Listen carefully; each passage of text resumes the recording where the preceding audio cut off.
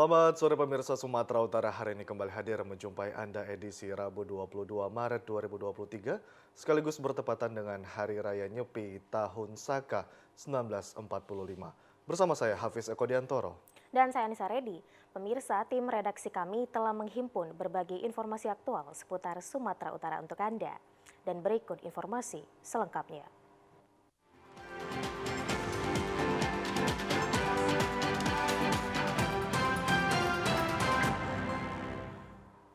Pemirsa, viral di media sosial, dua orang tenaga kerja Indonesia TKI asal Hamparan Perak Deli Serdang meminta tolong untuk dipulangkan ke Indonesia. Kedua TKI ini merupakan kakak beradik yang dipekerjakan di restoran dan cleaning service, namun nyatanya dikerjakan tanpa istirahat dan menjadi pembantu rumah tangga di negara Arab Saudi.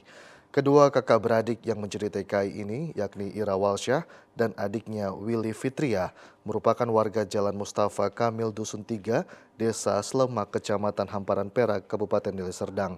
Dalam video yang dibagikan oleh kedua orang kakak beradik yang menjadi TKI menunjukkan Ira Walsyah kondisinya saat ini sedang sakit akibat bekerja tidak mengenal waktu dan tidak ada istirahat saat bekerja menjadi pembantu rumah tangga di Unaizah, Arab Saudi, sehingga Ira Walsyah bersama adiknya meminta pertolongan ke pemerintah Indonesia untuk dipulangkan. Orang tua TKI hanya bisa pasrah dan memohon kepada Allah dan sangat berharap kepada pemerintah, khususnya Pemko Medan agar anaknya bisa dipulangkan ke Indonesia. Yuliam mengatakan kedua anaknya tersebut baru berangkat ke Arab Saudi sebulan yang lalu dan sempat permisi kepada keluarga untuk bekerja sebagai TKI. Facebook itulah. Seperti apa Bu dia Bu? Ya, kondisi anak saya ya sedang diimpus. Udah itu ngeluarin darah-darah itu. Nampak-nampak di tisu-tisu itu. Dia ceritanya katanya ya anak saya sedang sakit. Tangannya luka-luka semua. Berdarah-darah. Kedua TKI tersebut awalnya berangkat ke Arab Saudi dengan dijanjikan oleh agen sponsor di Jakarta dengan gaji yang besar dengan pekerjaan lebih nyaman. Namun setiba di Arab Saudi dikerjakan sebagai pembantu rumah tangga. Pemirsa, terkait banyaknya nelayan Indonesia yang ditangkap penguat kuasaan maritim Malaysia, Ketua Persatuan Nelayan Tradisional Provinsi Sumatera Utara datangi kantor Konsulat Jenderal Malaysia. Kedatangan Persatuan Nelayan Tradisional ini bertujuan guna mempertanyakan nasib para nelayan sekaligus silaturahmi antara sesama rumpun Melayu. Kedatangan Ketua Persatuan Nelayan Tradisional Indonesia Provinsi Sumatera Utara, Datuk Setia Satya Samudra Wangsa Adan Nur ini disambut baik oleh Konsulat Jenderal Malaysia yang berada di Jalan Diponegoro, Kota Medan. Selain merupakan negara yang berwarisan rumpun Melayu, Konsulat Jenderal Malaysia juga sangat menghargai rombongan panti sumut yang datang dengan memakai pakaian adat Melayu tersebut. Kedatangan Ketua PNTI Sumut beserta rombongan ini sekaligus guna berkoordinasi dengan Konsulat Jenderal Malaysia terkait pemulangan nelayan asal Kecamatan Seilepan dan Desa Pantai Labu, Kabupaten Deli Serdang. Para nelayan yang ditangkap ini merupakan nelayan tradisional yang mencari ikan dengan cara memancing, bukan dengan pukat trawl atau jaring besar. Konsulat Jenderal Malaysia mengatakan bahwa penangkapan nelayan Indonesia tersebut merupakan tanggung jawab Polisi Maritim Malaysia. Namun hal tersebut masih bisa dilakukan koordinasi dengan cara pendekatan secara kemanusiaan, khususnya sesama rumpun Melayu. Pihak Konsulat Jenderal Malaysia ini juga berjanji akan menyampaikan hal terkait penangkapan nelayan Indonesia kepada Polisi Penguatkuasaan Maritim Malaysia. Ketua PNTI Sumut, Adan Nur mengatakan, sebagai sesama rumpun Melayu, PNTI Sumut mencoba melakukan pendekatan sekaligus bersilaturahmi dengan konjen Malaysia yang ada di Sumatera Utara dan terus berupaya agar para nelayan Indonesia tidak lagi ditangkap saat mencari ikan di laut. Konjen tadi adalah kunjungan dari PNTI dan juga kunjungan daripada pengurus besar Gerbang Malai. Mereka menyarankan bahwasanya itu adalah urusan daripada KJRI yang ada di Malaysia. Jadi mereka tidak mempersulit, tetapi menganjurkan supaya agar hubungan ini langsung ke KJRI yang ada di Malaysia. Usai bersilaturahmi, PNTI Sumut memberikan cenderamata kepada Konsulat Jenderal Malaysia, sekaligus menyambut baik kerjasama antara sesama serumpun Melayu. Karena ketiadaan dana, seorang bocah di desa Aik Batu, Dusun Cikampak 1B, Kecamatan Torgamba, Kabupaten Labuhan Batu Selatan, mengalami penyakit kulit akut terpaksa dirawat di rumah. Beginilah kondisi Prasetya Bilal Ramada, usia 5 tahun. Anak sulung Prasetyo ini sangat memprihatinkan karena dalam kesehariannya hanya bisa berbaring di atas tempat tidur akibat 3 tahun diserang penyakit kulit akut. Selain itu, tubuhnya semakin kurus dan tidak mampu untuk berdiri. Penyakit yang diderita Prasetya juga membuat kulit Prasetya mengelupas dan mengeluarkan air. Gejala awal penyakit tersebut adanya gatal-gatal terus-menerus hingga melebar hingga membuat kulit terkelupas. Prasetya juga sempat mendapat perawatan dari 2 rumah sakit berbeda, namun karena keterbatasan dana, orang tua Prasetya hanya pekerja tambal ban, akhirnya Prasetya dirawat sendiri di rumah. Orang tua penderita Prasetyo menyampaikan untuk biaya perawatan di rumah kadang dibantu tetangga yang bersimpati karena kebutuhan perawatannya cukup besar, di mana harga susu yang harus dikonsumsi harus mengeluarkan uang sebesar Rp300.000. Belum kebutuhan membersihkan luka harus menggunakan cairan infus. Ini dia bagus, normal, selama 3 tahun ya bagus. Jalan lari ya, kayak mana macam mana biasa lah. Katanya usia 3 tahun itu dia kena penyakit kayak gatal-gatal gitu. Gatal-gatal, dia pecah, melebar, terus udah mulai kembali ke rumah sakit umum Rantu. Udah di sana diagnosanya Stephen Johnson katanya, sama anemia karena kurang darah kan, tadinya rendah ya, kadang dia sendiri ya, kadang ada orang datang simpati ngasih ya terimalah, nanti orang itu ikhlas.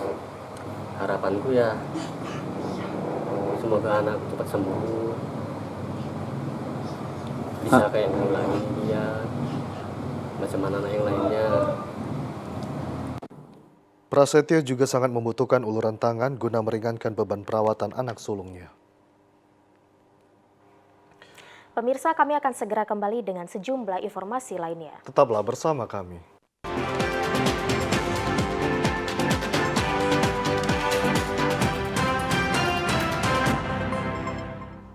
Polda Sumatera Utara akan menindak tegas para pelaku importir pakaian bekas ilegal yang mencoba masuk ke wilayah hukum Sumatera Utara. Polda Sumatera Utara memperketat pintu masuk pelabuhan dan akan menindak tegas para pelaku importir pakaian bekas. Hal itu dilakukan atas perintah Kapolri Jenderal Listio Sigit Prabowo kepada para jajarannya untuk memberantas masuknya pakaian bekas ilegal yang semakin marak di Indonesia. Perintah itu juga diberikan oleh Presiden Republik Indonesia Joko Widodo yang memerintahkan para pihak terkait untuk memberantas masuknya pakaian bekas impor secara ilegal lantaran semakin tersainginya produk-produk lokal. Menindaklanjuti arahan dari Kapolri, Kapolda Sumatera Utara Irjen Pol Panca Putra saat meresmikan gedung Balai Wartawan Polda Sumut mengatakan bahwa dirinya akan menindak tegas para pelaku importir pakaian bekas ilegal. Panca menyebut wilayah perairan Sumatera Utara memiliki banyak pelabuhan tikus atau pelabuhan ilegal yang menjadi akses masuknya pakaian bekas ilegal tersebut. Untuk itu dirinya berharap peran serta pemerintah daerah dan masyarakat untuk ikut membantu pihak kepolisian agar bisa menindak tegas para pelaku importir pakaian bekas ilegal.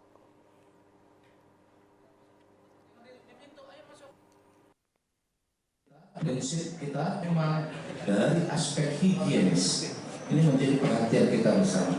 Masyarakat jangan tertarik sembarangan dengan pakaian-pakaian itu, karena itu bisa menimbulkan hal-hal yang tidak baik dari aspek kesehatan.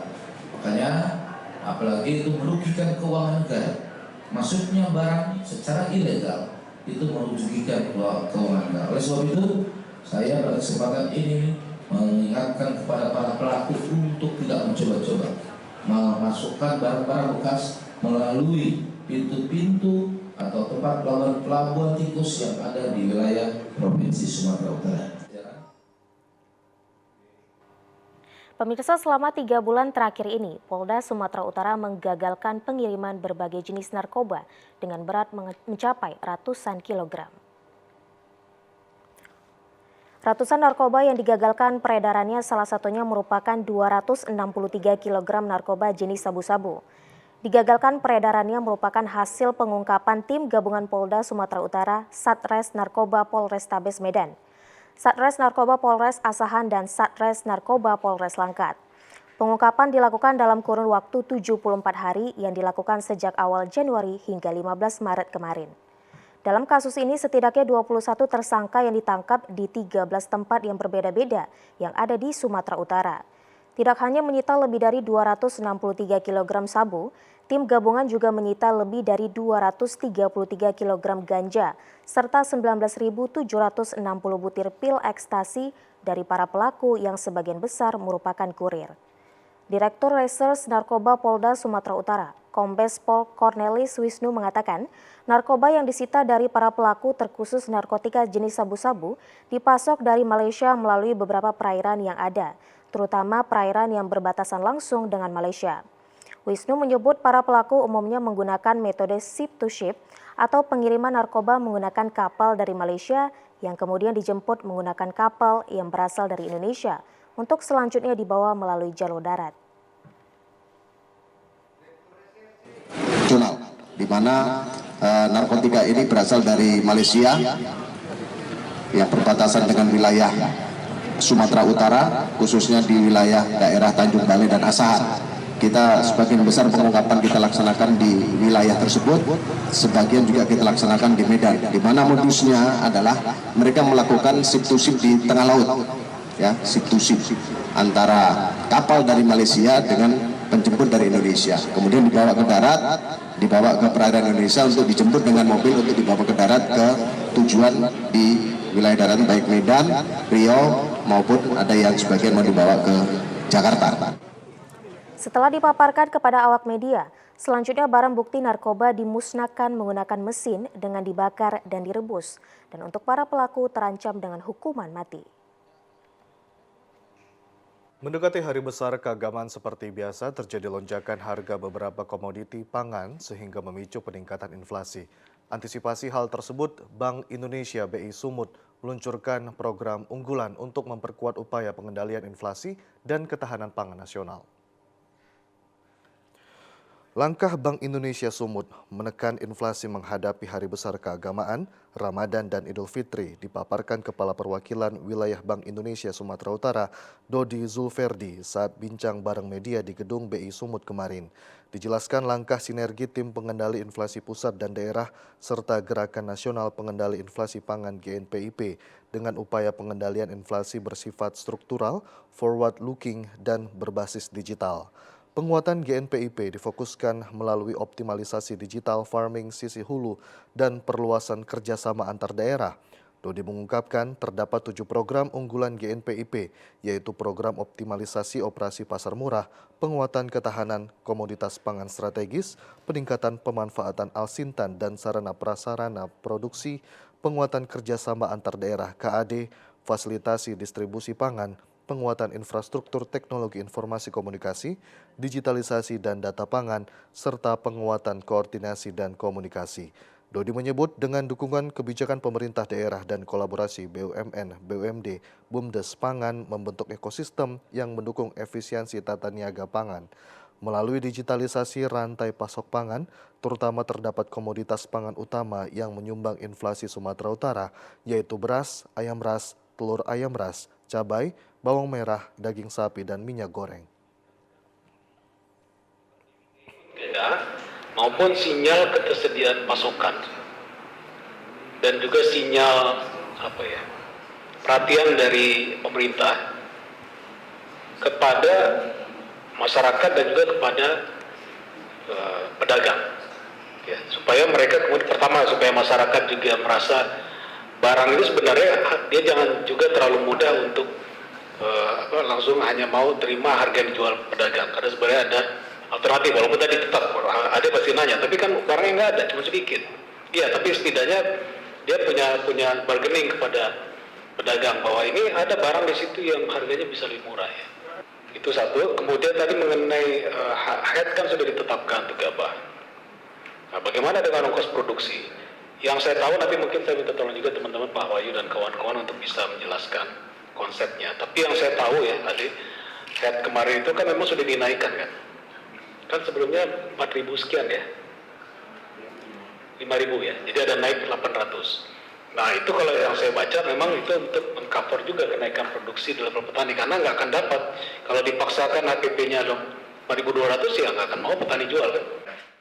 Dodi juga menghimbau masyarakat agar tidak melakukan panic buying, bijak dalam berbelanja dan melakukan konsumsi secara wajar, serta tidak berlebihan agar tidak terjadi penimbunan dan kelangkaan barang kebutuhan. Pemirsa, setidaknya 35 komunitas yang tergabung dalam Persatuan Artis Penyanyi, Pencipta Lagu dan Pemusik Republik Indonesia Sumatera Utara hadiri konser Hari Musik Nasional dengan tema Jadikan Sumatera Utara Gerbang Musik Dunia. Hari Musik Nasional yang diperingati setiap 9 Maret sesuai kelahiran W.R. Supratman yang dicanangkan Presiden SBY tahun 2013 lalu. Tingkat Sumatera Utara diperingati dengan menggelar konser Hari Musik Nasional di Aula Raja Inel Siregar, kantor Gubernur Sumatera Utara kemarin. Acara ini dihadiri sekitar 35 komunitas dan lebih dari 500 musisi Sumatera Utara. Ketua Panitia Penyelenggara Ita Julianti menjelaskan, konser musik nasional ini kali pertama diselenggarakan bekerjasama dengan Dinas Pariwisata. Dijelaskan Ita, harapannya dengan penyelenggaraan ini musik Indonesia itu bisa bangkit, musik Indonesia lebih luar biasa, musisi Indonesia juga bisa lebih sejahtera sesuai tema dijadikan Sumatera Utara sebagai gerbang musik dunia. Artinya, musisi-musisi yang ada di Sumatera Utara nantinya bisa mendunia.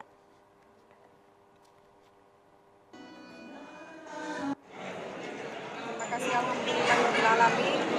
Di tanggal 20 ini akhirnya terwujudlah harapan musisi-musisi yang ada di Sumatera Utara untuk bisa melaksanakan konser Hari Musik Nasional. Konser Hari Musik Nasional pada hari ini dihadiri kurang lebih ada 35 komunitas yang hadir dan luar biasanya juga disupport oleh Dinas Pariwisata yang mana kedepannya nanti kolaborasi antar musisi ini akan dilakukan lebih spektakuler lagi dan ini adalah kali pertama di Sumatera Utara mengadakan konser Hari Musik Nasional. Harapan kita semua sebagai panitia Papri yang mengadakan konser Hari Musik Nasional pada hari ini adalah musik Indonesia itu bisa bangkit, kemudian musik Indonesia bisa lebih luar biasa, musisi juga bisa lebih sejahtera. Sementara Ketua Papri Sumatera Utara, Heru Cakra Mahamiru mengambil tema Ada Kata Dunia pada konser Hari Musik Nasional ini mengingat Sumatera Utara itu unik, berbeda dengan provinsi-provinsi lainnya di Indonesia karena multi etnis menggambarkan beragam musik dunia.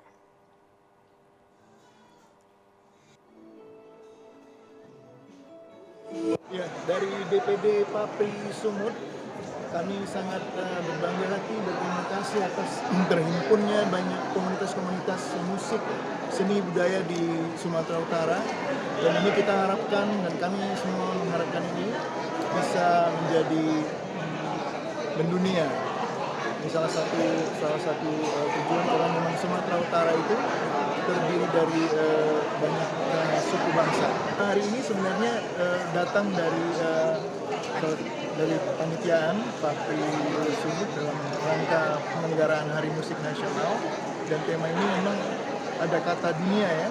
Kata dunia itu karena menggambarkan bahwa Sumatera Utara itu terdiri dari berbagai macam etnis suku bangsa dari dulunya juga dan ini memang sangat spesial dan berbeda dari provinsi-provinsi lainnya di Indonesia. Acara konser Hari Musik Nasional yang digelar sejak pagi hingga sore hari dipadati penikmat musik, pengamat musik dan dimeriahkan dengan tampilan beberapa grup band dan artis Sumatera Utara. Pemirsa, beragam informasi menarik lainnya akan kami hadirkan sesaat lagi. Tetaplah bersama kami di Sumatera Utara hari ini.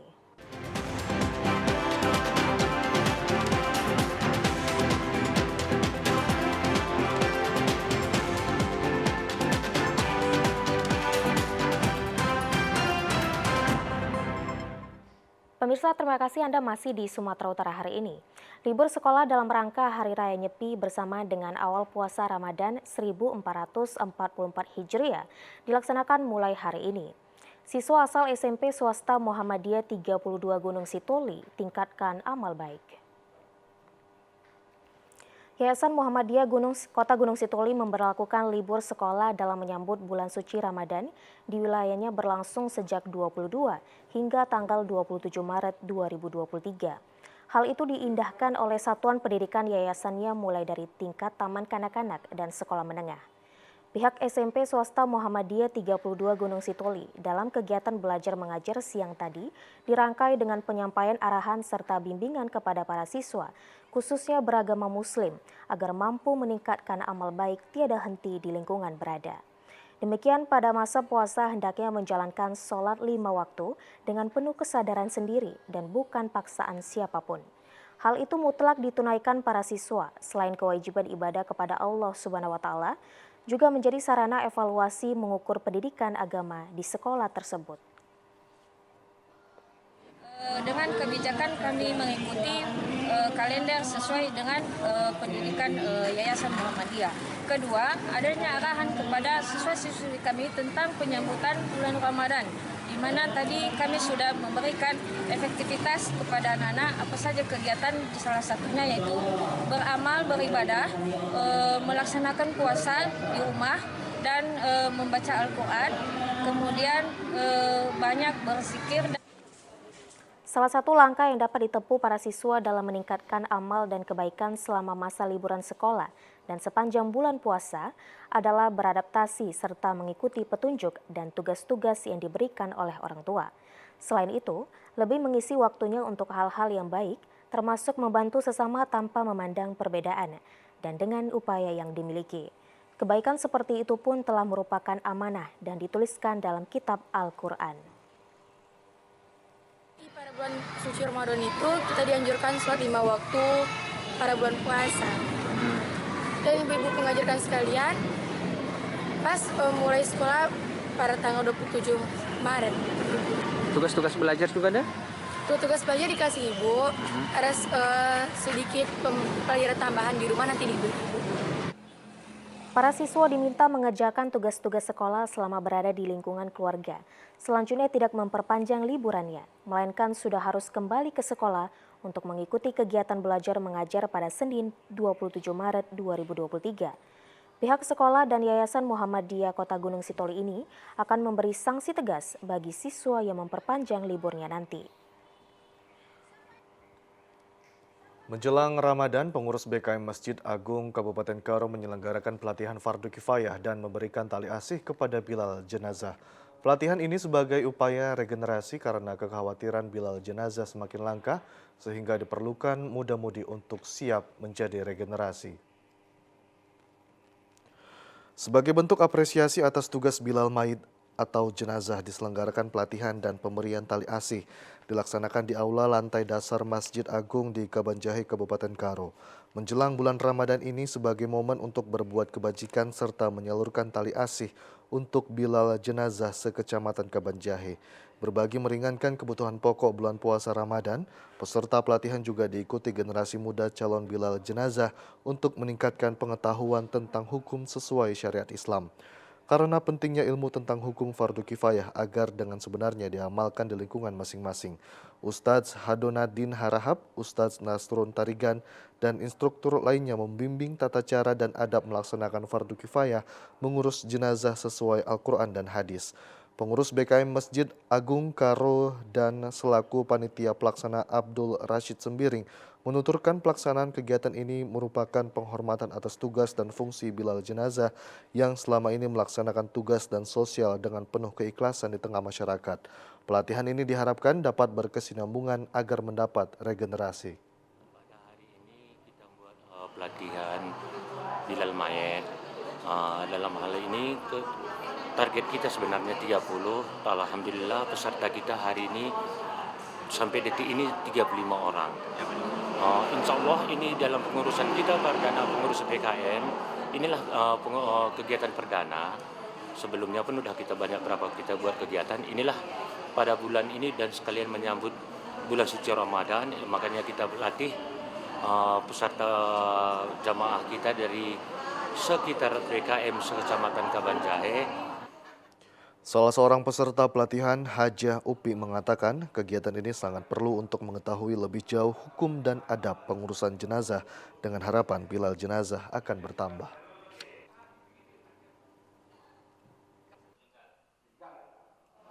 Antusias, Pak, karena semuanya ingin melaksanakan khususnya di keluarga masing-masing dulu, tidak mencari orang-orang lain. Kalau bisa kita sendiri, ngapain orang lain kan gitu. Itu kan kewajiban kita sebagai keluarga.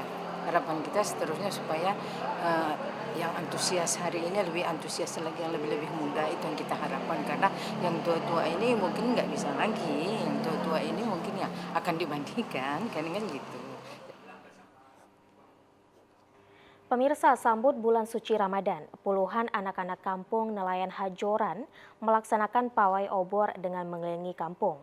Tidak hanya anak-anak saja, pawai obor ini juga mengikuti sertakan jamaah masjid setempat. Selain membawa obor sambil melantunkan kalimat tahlilan dan sholawatan, puluhan anak-anak ini juga memukul alat musik rebana sehingga menambah semarak dan terlihat semangat mengelilingi dalam kampung mereka. Kegiatan pawai obor yang dilaksanakan puluhan anak-anak dan jamaah masjid silaturahmi tersebut mendapat pengawalan dari petugas kepolisian setempat.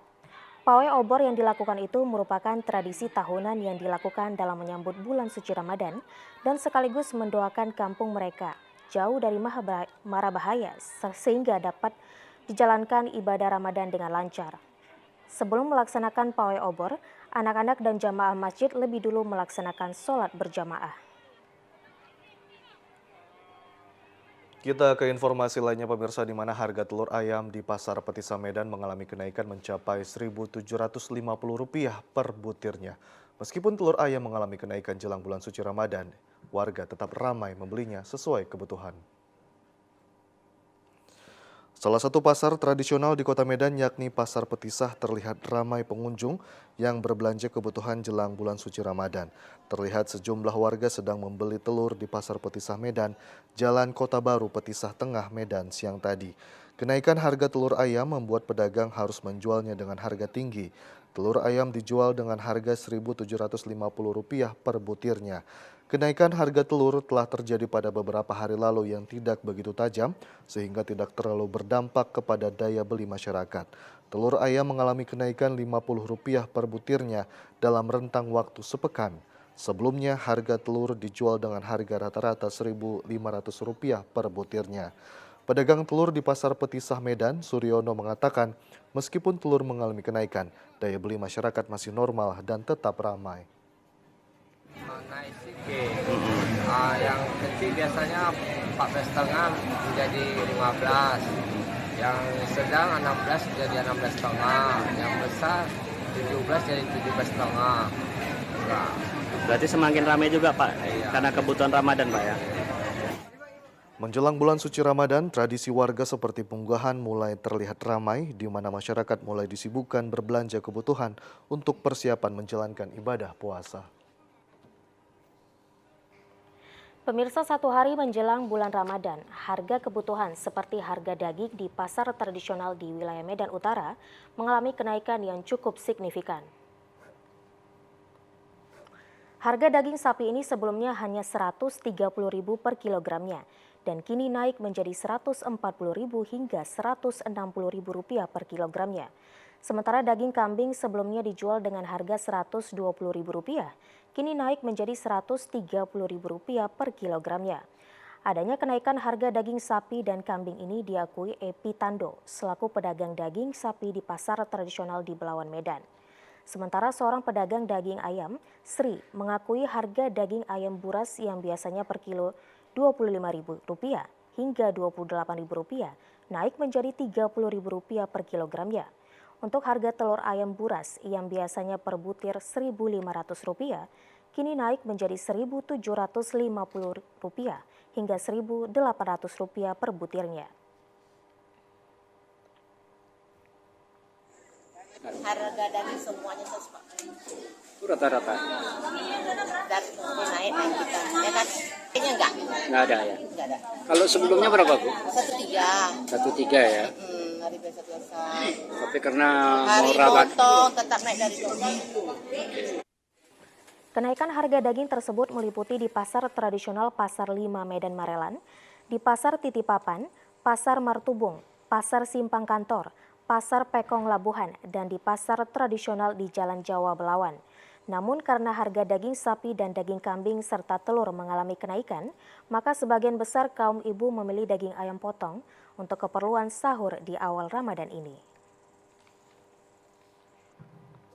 Ya, pemirsa, menjelang bulan Ramadan, penjualan bunga tabur musiman menghiasi pasar tradisional Balige, Kabupaten Toba yang mengalami peningkatan dibandingkan saat hari biasa. Sekalipun masyarakat Muslim di Kabupaten Toba minoritas, namun saat menjelang bulan Ramadan tiba tidak kalah ramai dalam membeli bunga tabur maupun sejenisnya untuk berziarah ke makam kerabat keluarga atau leluhur yang telah meninggal dunia. Salah seorang penjual, Riyama Napitupulu, mengaku bersyukur penjualan bunga tabur yang dijualnya banyak diburu masyarakat yang hendak melakukan ziarah ke makam saat menjelang bulan puasa. Disebutkan bahwa sehari menjelang bulan Ramadan, penjualan bunga tabur akan lebih ramai dibandingkan dalam beberapa akhir sekarang ini. Salah seorang pembeli, Fajar Hutagaul, menuturkan dirinya membeli bunga tabur untuk berziarah menjelang Ramadan ke makam keluarga dan sanak saudaranya yang sudah meninggal. Fajar menyebutkan bahwa setiap tahunnya dia selalu membeli bunga tabur di pasar tradisional Balige sebelum ziarah dan harganya pun masih relatif normal, tidak jauh seperti tahun lalu. Bulan puasa tiba dan seperti kita tradisi di umat Islam, kita ziarah kubur dulu, Pak, ziarah kubur. Jadi saya di sini beli beberapa jenis bunga untuk nanti ziarah ke makam orang tua. Kebetulan makam orang tua saya di Balige. Harapannya sih walaupun di sini muslimnya minoritas, cuma di sini solidaritas masyarakatnya sangat erat sampai kita juga di bulan puasa ini tradisi-tradisi yang setiap tahun kita laksanakan di sini selalu ada, seperti ada beli untuk mandi pangir, kemudian bunga-bunga untuk ziarah juga banyak. Sementara itu, pedagang buah-buahan di pasar tradisional Balige, Kabupaten Toba mengaku hingga kini belum ada peningkatan penjualan atau sepi dari pembeli. Hal ini diakui seorang pedagang buah-buahan, Susanto Pasaribu, yang mengeluh dengan kondisi pembeli saat ini berbeda dengan menjelang bulan Ramadan tahun lalu ramai dengan pembeli. Susanto menuturkan biasanya menjelang bulan Ramadan pembeli sudah ramai, omset penjualan pun meningkat, namun beda dengan tahun 2023 meski sudah mendekati bulan Ramadan justru pembeli sepi. Susanto berharap di bulan Ramadan tahun ini kebutuhan buah-buahan bagi masyarakat cukup baik untuk berbuka puasa. Pemirsa, satu hari menjelang bulan Ramadan diramaikan dengan pedagang daging dadakan yang menggelar dagangannya di pinggir Jalan Lintas Sumatera, Kelurahan Gunting Saga, Kecamatan Kuala Hulu, Kabupaten Labuhan Batu Utara. Pedagang daging dadakan ini sudah menjadi tradisi warga setiap menyambut puasa Ramadan. Terlihat sejumlah pedagang daging sapi ramai menjajakan dagangannya di pinggir Jalan Lintas Sumatera. Kegiatan sudah menjadi tradisi masyarakat Kelurahan Gunting Saga yang biasanya disebut megang atau punggahan. Selain menjual daging sapi, pedagang dadakan juga menjual aneka ragam bumbu masak, sayur, ikan laut, dan air tawar sehingga ramai dikunjungi oleh warga untuk berbelanja memenuhi kebutuhan menyambut puasa bulan Ramadan. Salah seorang pedagang daging sapi dadakan, Iwan Tanjung, mengatakan pasar dadakan ini dibuka sejak jam 4 pagi dini hari hingga jam 1 siang dengan masing-masing pedagang daging menjual daging dari 2 ekor sapi. Daging sapi dijual dengan harga Rp140.000 per kilogramnya. Sekali menjelang Ramadan, sekali mau menjelang Idul Fitri sekali. Kenapa begitu, Bang? Memang sudah tradisional kayak gitu di sini. Jadi pembeli dari mana-mana juga? Pembelinya sekitaran Labura lah. Berapa ekor, Bang, satu hari? Hampir rata-rata satu pedagang 2 ekor. Harga berapa, Bang? Harga Rp140.000. Salah seorang pembeli, Amin Simatupang, menjelaskan bahwa pasar dadakan atau pasar tradisi sejak puluhan tahun yang lalu merupakan suatu tradisi kebanggaan warga Gunting Saga. Pasar dadakan yang digelar dalam setahun hanya 2 kali saja, yaitu 1 hari menjelang bulan Ramadan dan 1 hari menjelang Hari Raya Idul Fitri. Merupakan tradisi yang sudah berjalan beberapa ratus tahun, sehingga ini sebagai kebanggaan bagi kami untuk menghadapi punggahan, karena di sini banyak menjual daging, ikan dan segala macam. Makanya seluruh masyarakat ini adalah kebesaran mereka, sehingga mereka itu berlanja kemari setiap tahun menjelang Ramadan. Perserdakan ini setahun 2 kali, 1 hari sebelum Ramadan sama 1 hari sebelum Hari Raya. Ini terus berjalan di masyarakat kami. Pemirsa, berikut informasi perakiraan cuaca dari Badan Meteorologi, Klimatologi, dan Geofisika Wilayah 1 Medan untuk esok hari, Kamis 23 Maret 2023. Selamat Hari Meteorologi Dunia yang bertepatan jatuh pada tanggal 23 Maret. Ayo kenali cuaca. Berjumpa kembali dengan saya Tami, perakirawan Balai Besar MKG Wilayah 1 Medan, akan menyampaikan informasi perakiraan cuaca untuk Kamis 23 Maret 2023. Untuk pagi hari, wilayah Sumatera Utara berawan, sedangkan siang hingga sore hari hujan ringan hingga lebat di wilayah Sumatera Utara. Hujan lebat berulang terjadi di Langkat, Deli Serdang, Binjai, Medan, Dairi, Pakpak Barat, Samosir, Toba, Taput, Tapsel, Padang Sidimpuan, Palas, dan Paluta. Sedangkan untuk di malam hari, hujan ringan hingga lebat terjadi di wilayah Sumatera Utara. Hujan lebat berulang terjadi di Langkat, Deli Serdang, Karo, Dairi, Pakpak Barat, Samosir, Tapteng, Taput, Tapsel, Padang Sidimpuan, Palas, Paluta, Labuhan Batu, Labura, Labusel, Madinah, Hasahan, Simalungun, dan Pematang Siantar. Sedangkan pada dini hari diperkirakan berawan dan berpeluang hujan sedang di Samosir, Toba, Madinah, Padang Sidimpuan, Palas, dan Paluta. Suhu udara berkisar 16 hingga 32 derajat Celcius dengan kelembapan udara 65 hingga 98%. Angin bertiup dari timur laut hingga tenggara dengan kecepatan 10 hingga 30 km per jam. Sedangkan untuk titik panas atau hotspot Sumatera Utara pada tanggal 21 Maret 2023 tidak ada. Bagi sahabat BMKG semua, tetap waspada ya, potensi hujan lebat disertai petir di wilayah pesisir barat, lereng timur, dan sebagian pegunungan yang dapat berpotensi longsor dan banjir. Demikian informasi yang dapat kami sampaikan, semoga bermanfaat. Terima kasih dan sampai jumpa. Pemirsa, informasi tadi sekaligus menutup perjumpaan kita pada sore hari ini. Saya Hafiz Eko Diantoro. Dan saya Anissa Redi, selamat sore dan sampai jumpa. jumpa.